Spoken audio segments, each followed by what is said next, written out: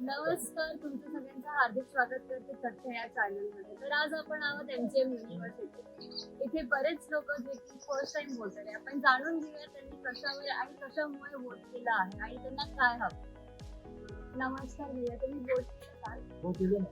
कोणाला केलं? आपली सांगता आणि का?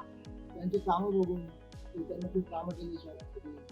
खूप प्रश्न सॉल्व्ह केले त्यावर आणि बीजेपी खरं म्हटलं तर हिंदुत्वासाठी. जर ते निवडून नाही आले तर मग काय? मग काय मग तर ती जगीच आहे. आपलं आता बोलायचं काम नाही केलं. तुमच्या काय अपेक्षा होत्या वोट करताना? कोणता नेता निवडून आला पाहिजे आणि तो कसा असायला पाहिजे? बीजेपीचाच नेते नाही आणि त्याचं असं म्हणजे सांगायची गरज नाही साहेबां मोदी आमच्या. बीजेपी फक्त हिंदुत्वासाठी.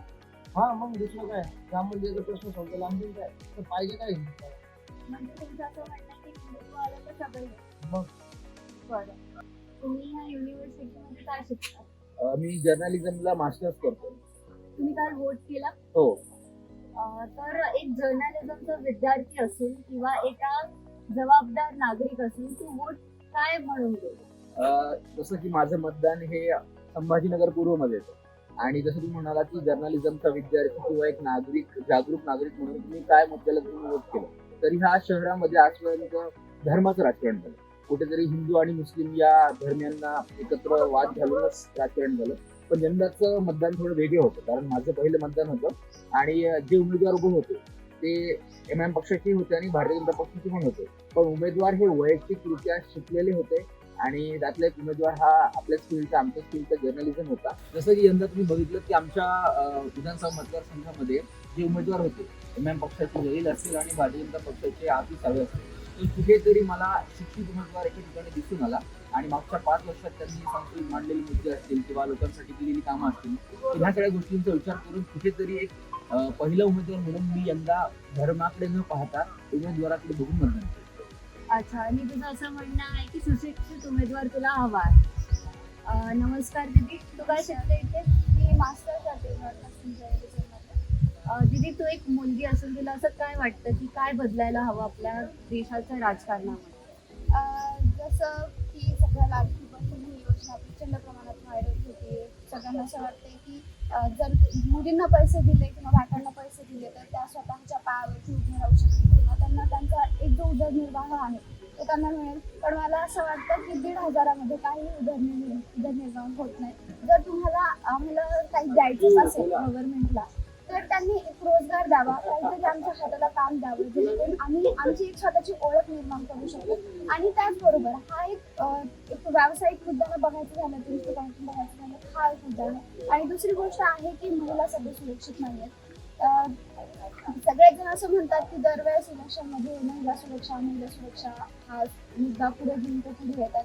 पण हे खरंच गरजेचं आहे कारण कोलकातामध्ये काय झालं हे आपण सगळ्यांनी बघितलं, बदलापूरमध्ये काय झालं हे आपण सगळ्यांनी पाहिलं. आणि मी इथे औरंगाबादमध्ये शिकते पण मी प्रॉपर मी परभणीची आहे. तर आमच्या तिथे बऱ्याच साऱ्या अशा गोष्टी आहेत ज्या की आतापर्यंत काही त्याच्यामध्ये विकास झालेला नाही आणि काहीच नाही. आमच्या बाकी मतदारसंघामध्ये ह्या वेळेस राजू शिंदेकर होते, बुलढाणाकडनं होते, अजित पवार गटाकडनं. तर माझी अशी म्हणजे अपेक्षा आहे की ते नवीन आहेत तिथे आणि त्यांनी ह्या वेळेस काहीतरी चांगलं करावं आमच्या बाबतीसाठी. जो की आमचा जो रस्ता आहे ते जाण्याचा तो रस्ता ह्या वेळेस त्यांनी पूर्ण करावा कारण मागच्या वेळेस 100 कोटी देऊन सुद्धा तो पूर्ण झालेला नाहीये. त्यावेळेस ते पूर्ण व्हावं. म्हणजे 100 कोटी कुठे गेले असं तुला वाटतं? आता हे तुम्हाला वेगळं सांगायची गरज नाही 100 कोटी कुठे गेले ते. धन्यवाद. ताई, जसं की तुम्ही बघितलं की दादा जसे बोलले की त्यांना धर्मावरचं राजकारण नाही हवंय आणि दीदी बोलल्या की त्यांना एक महिलांची सुरक्षितता हवी आहे. तर आपण अजून जाणून घेऊया की त्यांना काय वाटतं. नमस्कार दादा, तू या युनिव्हर्सिटीमध्ये काय शिकते? मी साऊंड डिझाईन आणि प्रोडक्ट शिकतोय, मास्टर्स करतो मी फिल्म. अच्छा. दादा, तू काल वोट केलं? हो केलंय.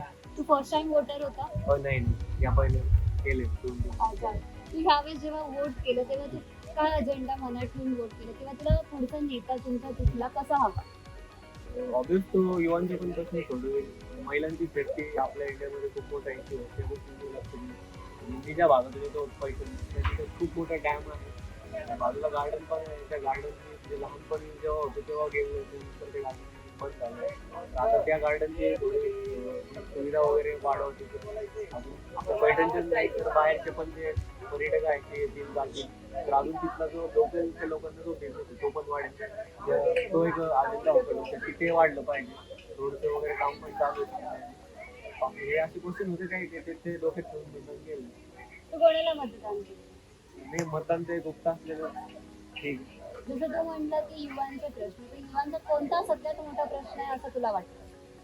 आमच्या साईडला जर पैठण मतदारसंघात जर विचार केला तर कंपनीज वगैरे खूप आहेत आणि ऑपॉर्च्युनिटी पण खूप आहेत. पण अजून वेगवेगळे ज्या मुलांना अजून थोडं ते एंटरप्रिनरशिप वगैरे या गोष्टींकडे प्रेरित करणारं नेता हवा आहे.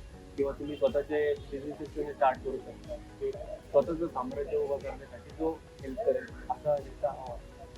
जसं की तुम्ही बघितलं, दादांना असा नेता हवा आहे जो की जे की युवाला प्रोत्साहन देईल की त्यांचा स्वतःचा बिझनेस वगैरे टाकणं, जसं की त्यांनी एंटरप्रिनरशिप बोललं आहे.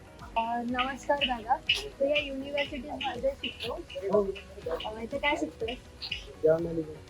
अच्छा, तू एक जर्नलिझमचा विद्यार्थी असून, जबाबदार विद्यार्थी असून तू काल वोट केला? तुझा मतदारसंघ कोणता? तुला काय वाटतं की कोण निवडून येईल कालचा मतदान केलं? कोण वाटतं काय वाटतं त्याच्यावरती जर म्हणजे आज कोण मी सांगू शकत नाही, परंतु मी मतदान केलंय बघा. शाही पण उलटी हाताला लागली, शाही उलटी हाताला लागलेली, परंतु मतदान मी सीधा हाताला केलं. म्हणजे सीध्या हाताला नाही, सीध्या हाताने केलेले मतदान. गैरसमज होऊ शकतो तुमच्या व्यवस्थेला. सीध्या हाताला काही मतदान केलेलं आहे. एक युवा म्हणून तू मतदान केलंय, तेव्हा तुझा विचार काय होता की तू कोणाला मतदान करशील आणि तुला नेता कसा हवा? नेता करायचं बघा, तुझे दोन नेते भारतातले दोन मेन नेते, त्याच्यापैकी आता तुम्ही पण शिकलेले आहात, त्याच्यामुळे तुम्ही विचार करा की कोण आलाडे आणि कोण हुशार आहे. दोन इम्पॉर्टंट वरती बसलेले आहेत ना, एक विरोधी पक्षनेता आणि एक प्रधानमंत्री. दोन्हीतून कोण शिकलेलं आहे तुम्हीच बघा. आता कोण शिकलेलं आहे, कोण बोलतोय, कोण फेकतोय, त्या हिशोबाने मी त्याच पक्षाला मतदान केलेलं आहे, जो वरच्या लोकांचा जो पक्ष आहे. जो शिकलेला असेल त्याला खूप अक्कल असेल असं कसं बोलू शकतो? अक्कल तर आहे की नाही ते नाही सांगू शकत, परंतु जे बोलताय माणूस तो अकलीनच बोलतो. ते आपलं कळतं ना भाषणामध्ये, त्याच्या भाषणामध्येच कळतंय ना. तर कोणी म्हणतंय की बाबा हम चांद पे जाएंगे, हम सूरज पे जाएंगे, अब तसा प्रधानमंत्री फेकणारच झाला ना.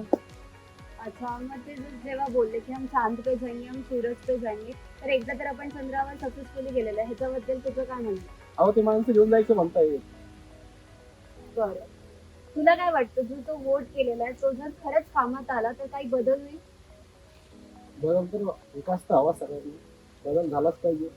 नाही झालं तर आपल्यासारख्या तरुणांनी त्याच्यावर आवाज उठवला पाहिजे. तुमच्यासारख्या पत्रकारांनी त्याच्यावर आवाज उचलला पाहिजे. काही तुमच्यासारखे पत्रकार काय घेतात आपलं काही सांगू शकत. तुमचं मला नाही सांगू शकत, पण दुसरे काय घेतील ते त्यांचे पत्रकारांवरती डिपेंड आहे. काही ते पत्रकार इथले जातात, त्यांनी पण त्यांचं जे काम आहे ते पूर्णपणे केलं पाहिजे. जसं की पत्रकार हा लोकशाहीचा चौथा स्तंभ आहे, त्याच्यामुळे त्यांनी चौथ्या स्तंभाचं काम केलं पाहिजे. स्तंभ काढून घ्यायचं काही ते पत्रकार काम करतात. आमच्यासारख्या तरुणांनी पण असं केलं पाहिजे की काही प्रोटेस्ट केले पाहिजे. काही वाईट होतं इथं, काही बाबा की कार्यकर्ते म्हणूनच एखाद्याच्या मागं फिरतायत, तसं मुलांनी नाही केलं पाहिजे. शिक्षणाकडे ध्यान दिलं पाहिजे. धन्यवाद. दादाचं असं म्हणणं आहे की काही शिकलेले आहेत, दोन उमेदवार जे बसलेले आहेत त्यांनी विकासाकडे लक्ष द्यावं, नाहीतर त्याच्यावर युथनी आवाज होतो. म्हणजे तू इथे काय शिकतेस? बरं, एक महिला म्हणून तुझं काय दृष्टिकोन आहे की तुला नेता कसा हवा? महिला म्हणून माझा दृष्टिकोन असा आहे की त्यांनी म्हणजे प्रत्येकाचे व्यवस्थित कामं केली पाहिजे, जे पाहिजे ते व्यवस्थित दिलं पाहिजे. तुम्ही फक्त पैसे घेता, कामं करणार नाही, हे चुकीचं आहे, हे नाही झालं. दीदी, तू काल वोट केलास? नाही. बरं, तर जसं की आपण बघितलं की महिलांचं अशी प्रतिक्रिया आहे की त्यांनी सेफ्टीकडे पण लक्ष दिलं पाहिजे आणि जे कामासाठी त्यांना पैसे भेटतात ते काम त्यांनी केलं पाहिजे. नमस्कार दादा, तू या युनिव्हर्सिटीमध्ये काय शिकतो? मी पत्रकारिता. बरं, तू काल वोट केलास? हो. कुठल्या मुद्द्यावर तुला काय वाटते की युवा म्हणून कुठल्या मुद्द्यावर वोट केला पाहिजे? आणि तसं तर रोजगारीच्या बेरोजगाराच्याच मुद्द्यावर आणि माझे वडील शेतकरी आहे. शेतकऱ्याच्या विकास सरकार आहे. तुला असं वाटतं का आजकालचं राजकारण विकासापेक्षा धर्मांवरती जास्त चालतं? नक्कीच मला वाटतं की आताची माझी 10-15 वर्ष त्यामध्ये अनेक ठिकाणी असं पाहायला मिळतं की विकासाची मुद्दे बाजूला आहे आणि धर्माची विरोधाची मुद्दे जास्त महत्त्व दिले जाते. तू कसं बघतोस की आजकाल लोक रिझर्वेशनसाठी खूप झटत आहेत, जसं की मराठा रिझर्वेशन झालं, ह्याच्याबद्दल काय सांगितलं? मला असं वाटतं की हा मुद्दा मुद्दा आहे. यावर्षी सुद्धा मध्य विभाग आपल्या या मराठवाड्याच्या भागामध्ये जास्त करून याच भागामध्ये होत आहे आणि तिथे काल पडसाद सुद्धा बीड सारख्या भागामध्ये होतं तिथे खूप ठिकाणी गोंधळ वगैरे करण्यात आला. तर निकाल लागल्यानंतर कळेलच की मराठा फॅक्टर आहे जर निकालानंतर फॅक्टर किती प्रमाणात प्रभाव टाकणार आहे. निकालानंतर आपल्याला लक्षात आलं. तुला असं वाटतं या निकालानंतर मराठा आरक्षणाचा प्रश्न सुटेल? नक्कीच जर सकारात्मक सरकार त्या ठिकाणी आलं तर दोन्ही सरकार महायुती आणि महाआघाडी दोन्ही आघाड्यांनी असं आश्वासन दिलं की आम्ही सत्तेत आल्यानंतर आरक्षणाचा मुद्दा बघू. आता बघू आपण कोणती सरकार येतं आणि ते त्यांच्या कशा पद्धतीने प्रश्न मार्गी लावतो. पण मला विश्वास आहे की हा प्रश्न आता मार्गी लागतो. जसं की दादांचं म्हणणं आहे की ह्या निकालानंतर की मराठा रिझर्वेशनचा हा जो मोठा मुद्दा आहे तो मार्गी लागला. नमस्कार दादा, तू ह्याच युनिव्हर्सिटीमध्ये आहेस? हो मी इथलाच आहे.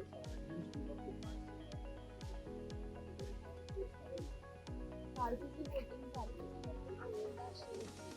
हो तू एक युवा म्हणून किंवा तुझे काम करतो, तुला मी काय वाटतं, तुला कसा विकास हवा, विकासासाठी तू काय करतो? मी काय करशील हे काही सामान्य व्यक्ती आहे. माझं काम आहे मी असं व्यक्ती मिळेल की आपल्या समाजाला चांगल्या पायरीवर बघून तो विकासाकडे कुठल्याही प्रकारचं जाती करतो तो आपल्या समाजासाठी काय करतो आपण कोणतंही हे बघू पार्टी बघू आपण त्याला वोट देऊ. आपला या आपल्या भागात तो व्यक्ती कसा आहे त्याला आपण व्यक्ती कसा आहे हे पाहू. तुझं की दादाचं म्हणणं आहे की धर्माला बघून नाही तर विकासाला बघून त्यांनी वोट दिला पाहिजे.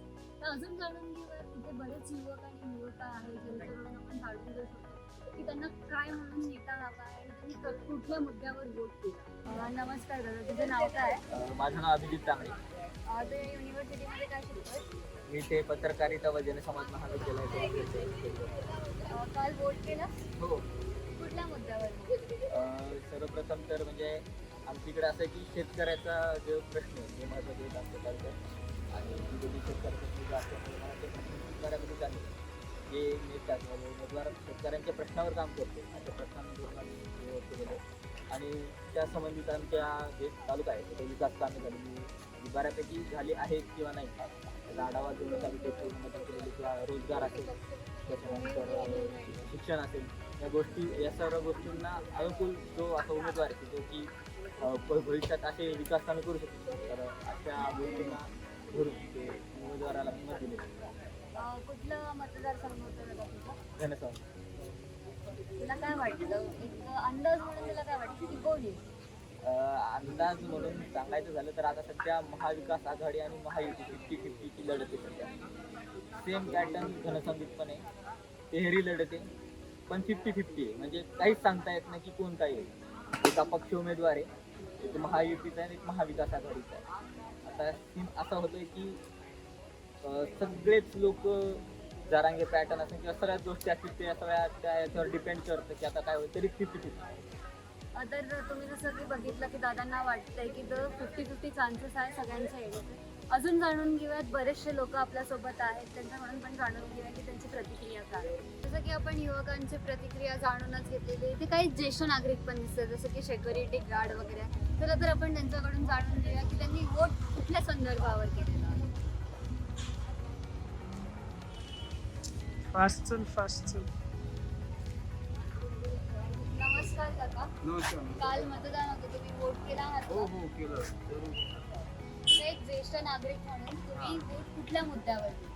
वोट ह्या मुद्द्यावर केलं की आपल्या तालुक्याचा विकास झाला पाहिजे, एक चांगला आमदार आला पाहिजे निवडून, त्याच्यासाठी वोट केलं. तर तुम्ही जेव्हा वोट करत होता तुम्हाला असं खरंच वाटतं का की मागचं राजकारण आणि हा आता जो निकाल आहे ह्या राजकारणात काही फरक पडेल? फरक तर खूप पडणार आहे. फरक पडणं याच्यात काही शंकाच नाही, फरक भरपूर पडणार आहे. आता ते 23 तारखेलाच कळत काय ते फायनल. तरी तुम्हाला काय वाटतं काका, एकदा पोल यायच्या आधी मी तुम्हाला आधी मी काय सांगू शकत नाही. तिथे सेटलच पडेल. तुम्हाला असं वाटतं की काल जी वोटिंग झाली ती बऱ्याच प्रमाणात झाली की कमी झाली? आमच्या तालुक्यामध्ये जवळजवळ 80% मतदान झालेले आहे. तर बाकीच्या ठिकाणी तर मला नाही सांगता येणार. तर काकांचं म्हणणं असं आहे की ह्या राजकारणामध्ये आधीच्या राजकारणापेक्षा भरपूर फरक पडू शकतो. अजून जाणून घेऊयात, बरेचसे नागरिक आपल्याला दिसत आहेत. तुझं नाव काय? मेघा. ओके. तू काल वोट दिलंय? फर्स्ट टाइम वोटर होते? काय मुद्दे लक्षात घेऊन तू वोट केलं? खरं तर आत्तापर्यंत पाहता मला बेटर सरकारसाठी म्हणजे फॉर बेटर महाराष्ट्र त्याच्याशी धरून मला वोट करायचं होतं. सो त्या अनुषंगाने मी वोट केलं आहे. अच्छा, तर तू जेव्हा वोट करत होतीस तर वुमेन सेफ्टीबद्दल तुझं काय म्हणणं आहे?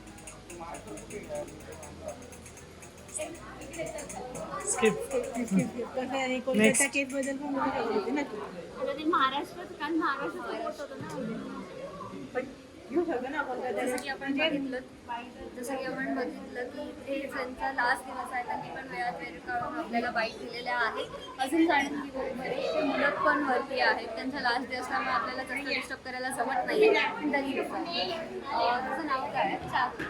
Okay, let's go from apart from हा व्हिडिओ. लास्ट डे म्हणून कसं वाटतंय? लास्ट डे खूप छान वाटतंय. असं वाटतंय सगळ्या मेमरीज एक सोबत आल्या आहेत. तसं बघायला गेलं तर मी इथे UG पासून होते, तर मला खूप छान वाटतंय. मी माझं फ्युचर पण इथे केलं आणि वन ऑफ बेस्ट युनिव्हर्सिटी मी असं म्हणू शकते in Aurangabad. I mean Sambhajinagar, sorry to say Aurangabad. पण खूप छान वाटलं मला इथे येऊन. खूप साऱ्या मेमरीज क्रिएट झाल्या. खूप साऱ्या लोकांसोबत माझे संबंध, आय मीन इकडे सगळे नवीन नवीन लोक भेटले मला. खूप साऱ्या डिपार्टमेंट्समधून लोकांची ओळख झाली. खूप छान आहे. MGM खरंच खूप छान आहे. तिथे आपल्याला खूप काही शिकायला भेटतं. सगळ्या डिपार्टमेंटमध्ये वेगवेगळे खूप साऱ्या ऑपॉर्च्युनिटीज आहेत डान्स रिलेटेड. जसं इकडे कलाला खूप जास्त महत्त्व दिलं जातं आणि मला हे खूप बेस्ट वाटतं काही. अच्छा, पण मग आता तुमच्या करिअरची इथून सुरुवात होते असं म्हणतात, तर तुला काय वाटतं की सरकारने एम्प्लॉयमेंटसाठी काय करायला हवं? काल जो तर वोट केलं त्याच मुद्द्यावर केलंच? हो, मला असं वाटतं खूप गरज आहे आजच्या काळात की एम्प्लॉईजला आय मीन एम्प्लॉयबल बनवण्यासाठी खूप सारे लोक आहेत जे आता अनपेड इंटर्नशिप वगैरे करतात. तर सरकार ती गोष्ट आय मीन त्या मुद्द्यावर काम करत आहे आणि ती खूप चांगली गोष्ट आहे. म्हणून मी यावेळेस वोट केला की काहीतरी चांगलं घडेल याच्यात. ओके, जसं की मी म्हटली की काहीतरी चांगलं घडेल एम्प्लॉयमेंटसाठी, तिचा वोट मिळतो असं तिला वाटतं. तर तुला काय वाटतं? का तू वोट केलास? हो, उत्तर केलं आहे. आता मी गव्हर्नमेंटला एक्सपेक्ट करतो की जे टॅक्सेस वगैरे जे आपल्या बिझनेसवरती आहे ते रिड्यूस झाले पाहिजे. कारण की मी एक बिझनेसमॅन आहे. टॅक्सेसवरती एक खर्च नाही समजा तो फक्त किती रिड्यूस होईल. कारण की बेटर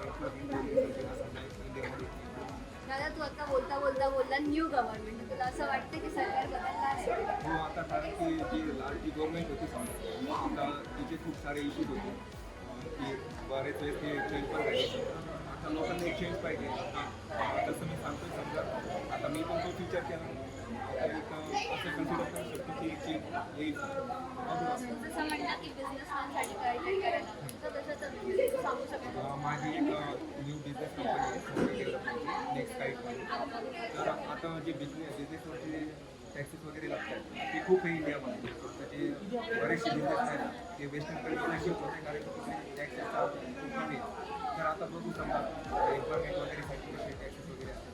तर तुला असं वाटतं का की ह्या स्कीम देऊन इकडे टॅक्सेस वाढवल्या जात आहेत? होऊ शकतं कारण की प्रत्येक गव्हर्नमेंटचे त्यांचे रेग्युलेशन असतं. समजा चुनावी दंडा वगैरे असतो समजा. आता बघूया आता नवीन गव्हर्नमेंटचे रूल्स वगैरे. तर दादांना असं वाटतंय की टॅक्सेस वगैरेवर सरकारने बघितलं पाहिजे की ते जास्तीत जास्त वाढतात आणि त्याच्यासाठी युवक जे आता बिझनेस सेटअप करतात त्यांच्यासाठी ते बेनिफिशियल नाही आहे. येणाऱ्या सरकारने ते बेनिफिशियल करावं असं मला वाटतं. तर तथ्याला टाईम दिला तर नक्की लाईक करा, शेअर करा आणि सबस्क्राईब करा. थँक्यू.